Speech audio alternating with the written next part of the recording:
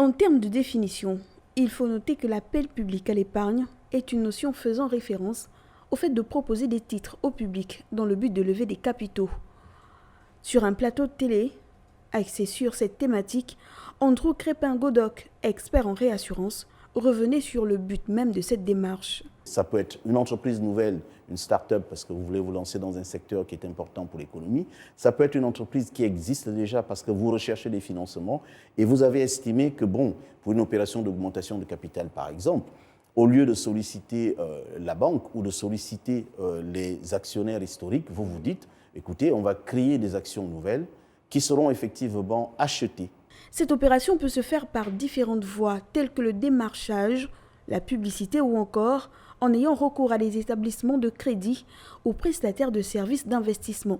Bien évidemment, le fait pour une société de le faire lui impose des obligations spécifiques, exemple en zone CEMAC. D'abord, en termes de capital social, il faut avoir un capital social supérieur ou égal à 5 milliards de francs CFA. Il faut pouvoir présenter pendant 3 années successives, donc des comptes qui sont certifiés par un commissaire aux comptes avec bien sûr des résultats positifs.